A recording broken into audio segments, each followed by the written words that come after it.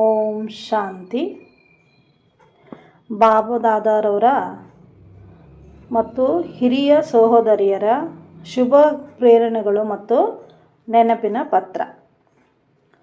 ಸೂಕ್ಷ್ಮ ಲೀಲೆಗಳನ್ನು ನೀವು ಅನುಭವಿಸಬೇಕಾದ್ರೆ ಅಂತರ್ಮುಖಿಯಾಗಿರಿ ಮತ್ತು ಯಾವಾಗಲೂ ಆತ್ಮಿಕ ಸ್ಥಿತಿಯಲ್ಲಿರುವುದನ್ನು ಅಭ್ಯಾಸ ಮಾಡಿಕೊಳ್ಳಿ ಅಂತ ಹೇಳ್ತಾ ಇದ್ದಾರೆ.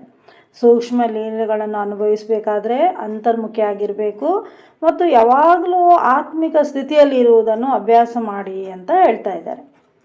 ಅವತ್ತ ಬಾಬ್ದಾದವರ ಅತ್ಯಂತ ಪ್ರಿಯವಾದಂತಹ ತಂದೆ ತಾಯಿ ಬಾಬ್ದಾದ ಅವರ ಅತ್ಯಂತ ಪ್ರಿಯರು. ಯಾವಾಗಲೂ ಅಂತರ್ಮುಖತೆಯ ಗುಹೆಯಲ್ಲಿ ಕುಳಿತು ಹಳೆಯ ಪ್ರಪಂಚದ ಪ್ರಭಾವದಿಂದ ಬೇರ್ಪಡಬೇಕು. ಡಬಲ್ ಲೈಟ್ ಹಂತದಲ್ಲಿ ವಾಸಿಸುವಂತಹ ಈ ದೇಶ ಮತ್ತು ವಿದೇಶಗಳ ಎಲ್ಲ ಶಿಕ್ಷಕ ಸಹೋದರಿಯರು ಮತ್ತು ಬ್ರಾಹ್ಮಣ ಕುಲದ ಆಭರಣಗಳಾಗಿರುವ ಎಲ್ಲ ಸಹೋದರ ಸಹೋದರಿಯರಿಗೆ ಪ್ರೀತಿಯಿಂದ ತುಂಬಿದ ನನ್ನ ಸಿಹಿಯಾದ ನೆನಪನ್ನು ದಯವಿಟ್ಟು ಸ್ವೀಕರಿಸಿ ಅಂತ ದಾದೀಜಿಯವರು ಈ ನೆನಪಿನ ಪತ್ರವನ್ನು ಹೇಳ್ತಾ ಇದ್ದಾರೆ. ಪತ್ರಪುಷ್ಪದಿಂದ, ಈ ಜೂನ್ ತಿಂಗಳ ಪತ್ರಪುಷ್ಪದಿಂದ.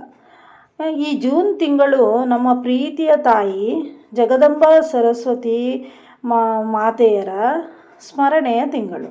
ಜೂನ್ 1ರಿಂದ ಜೂನ್ 30ರವರೆಗೆ ನಾವು ಸಿಹಿಯಾದ ನಮ್ಮ ಮಮ್ಮಾರವರ ಸಿಹಿ ಬೋಧನೆಗಳನ್ನು ವಿಶೇಷವಾಗಿ ನಾವೇನು ಮಾಡ್ತೀವಿ, ಪರಿಷ್ಕರಿಸ್ತಾ ಇರ್ತೀವಿ ಮತ್ತು ಅವರಂತೆ ನಾವು ಮಮ್ಮಾರವರಂತೆ ಸದ್ಗುಣರು ಮತ್ತು ಶಕ್ತಿಶಾಲಿಗಳಾಗುವ ಗುರಿಯೊಂದಿಗೆ ನಾವೆಲ್ಲರೂ ತೀವ್ರ ಪುರುಷಾರ್ಥವನ್ನು ಮಾಡ್ತಾ ಇದ್ದೇವೆ. ಇದಕ್ಕಾಗಿ ಮಧುಬನದಿಂದ ವಿಶೇಷ ನಮಗೆ ಎಲ್ಲ ಈ ಜೂನ್ ತಿಂಗಳಲ್ಲಿ ಹೋಮ್ವರ್ಕ್ ಕೂಡ ಕಳಿಸಲಾಗ್ತಾ ಇದೆ. ನಮ್ಮ ಮಧುರವಾದ ಮಮ್ಮ ಬಾಬಾರವರ ಪ್ರತಿಯೊಂದು ಮಾತನ್ನು ಬಹಳ ಪ್ರೀತಿಯಿಂದ ಆಲಿಸಿ ತನ್ನೊಳಗೆ ಅಳವಡಿಸಿಕೊಳ್ತಿದ್ದರು.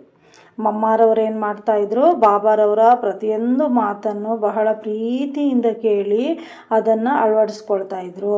ಅವರು ಯಾವಾಗಲೂ ಈ ನಾಟಕವನ್ನು ದೃಢವಾಗಿ, ಈ ನಾಟಕದ ಪ್ರತಿಯೊಂದು ಸೀನನ್ನು ದೃಢವಾಗಿ ಇಟ್ಟುಕೊಂಡು ಸಾಕ್ಷಿಯಾಗಿ ಇರ್ತಾಯಿದ್ರು. ಆ ದೃಶ್ಯವನ್ನು ನೋಡಿ ಯಾರೂ ಕೂಡ ಉದ್ರೇಕಗೊಳ್ಳುವುದಿಲ್ಲ. ಮಮ್ಮಾರವರ ಮುಖದಲ್ಲಿ ಎಂದಿಗೂ ಚಿಂತೆಯ ಕುರುಹೂ ಇರಲಿಲ್ಲ.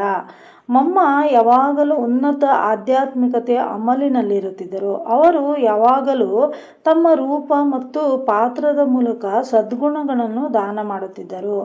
ಆದ್ದರಿಂದ ಈ ಜೂನ್ ತಿಂಗಳಲ್ಲಿ ಅಂತಹ ಸಿಹಿಯಾದ ಮಮ್ಮಾರ ನೆನಪುಗಳೊಂದಿಗೆ ನಾವೆಲ್ಲರೂ ಅವರ ಗುಣಗಳು ಮತ್ತು ಶಕ್ತಿಗಳನ್ನು ನಮ್ಮ ಜೀವನದಲ್ಲಿ ಅಳವಡಿಸಿಕೊಳ್ಳುವ ಗುರಿಯನ್ನು ಹೊಂದೋಣ. ಇದರ ಜೊತೆಗೆ ಪ್ರೀತಿಯ ಬಾಬ್ದಾದವರು ನಮಗೆ ವಿಶೇಷ ಸೂಚನೆಯನ್ನು ನೀಡುತ್ತಾರೆ. ಮಕ್ಕಳೇ, ಈಗ ಅಂತರ್ಮುಖಿಯಾಗಿ ಈ ದೇಹದಿಂದ ಬೇರ್ಪಟ್ಟು ಆತ್ಮದ ರೂಪದಲ್ಲಿ ಸ್ಥಿತರಾಗುವುದನ್ನು ಅಭ್ಯಾಸ ಮಾಡಿ.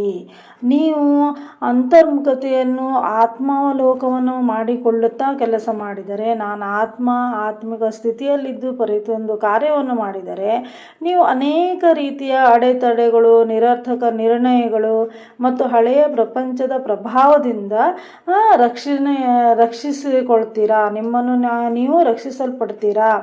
ಇದು ಸಮಯವನ್ನು ಉಳಿಸ್ತದೆ ಮತ್ತು ಆತ್ಮಿಕ ಸ್ಥಿತಿ, ನಮ್ಮ ಸ್ಥಿತಿ ಕೂಡ ಶಕ್ತಿಶಾಲಿ ಆಗುತ್ತದೆ. ಅಂತರ್ಮುಖಿಯಾಗಿರುವುದರಿಂದ ನೀವು ಆತ್ಮಗಳನ್ನು ಕರೆಯುವುದು, ಆತ್ಮಗಳೊಂದಿಗೆ ಹೃದಯಪೂರ್ವಕ ಸಂಭಾಷಣೆ ನಡೆಸುವುದು, ಆತ್ಮಗಳ ಸಂಸ್ಕಾರ ಮತ್ತು ಸ್ವಭಾವವನ್ನು ಬದಲಾಯಿಸುವುದು, ಆತ್ಮಗಳನ್ನು ತಂದೆಯೊಂದಿಗೆ ಸಂಪರ್ಕಿಸುವುದು ಮುಂತಾದ ಅನೇಕ ಸೂಕ್ಷ್ಮವಾದ ಕ್ರಿಯೆಗಳನ್ನು ನಾವು ಅನುಭವಿಸೋಕ್ಕೆ ಸಾಧ್ಯ ಆಗುತ್ತೆ ಯಾವಾಗ ನಾವು ಆತ್ಮಿಕ ಸ್ಥಿತಿಯಲ್ಲಿದ್ದು ಪ್ರತಿಯೊಂದು ಕೆಲಸ ಕಾರ್ಯಗಳನ್ನು ಮಾಡಿದಾಗ.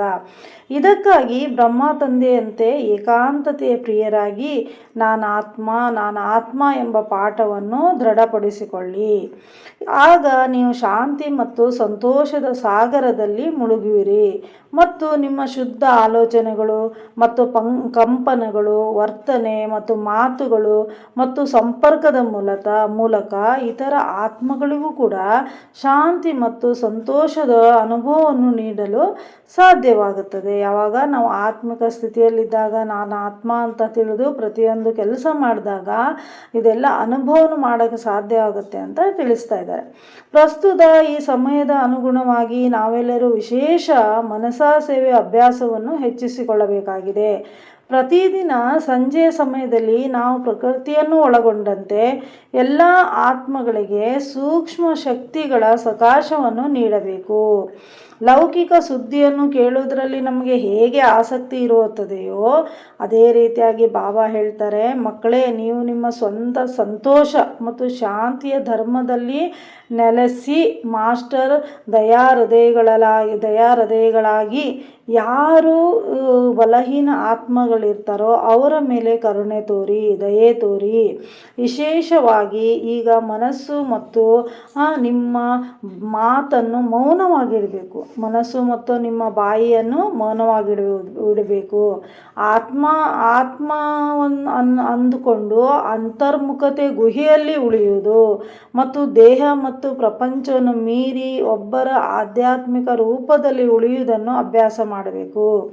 ಇದಕ್ಕಾಗಿ ಎಲ್ಲ ಸ್ಥಳಗಳಲ್ಲಿ ವಿಶೇಷವಾಗಿ ಯೋಗದ ಬಟ್ಟೆಯನ್ನು ನಾವು ನಡೆಸ್ತೇವೆ. ಇದರಿಂದ ವಾತಾವರಣವು ಶಕ್ತಿಯುತವಾಗುತ್ತದೆ ಮತ್ತು ತ್ಯಾಜ್ಯ ಅಥವಾ ಮನುಷ್ಯನ ಯಾವುದೇ ಅಲ್ಲಿ ಒಂದು ಕುರುಹು ಕೂಡ ಉಳಿಯುವುದಿಲ್ಲ.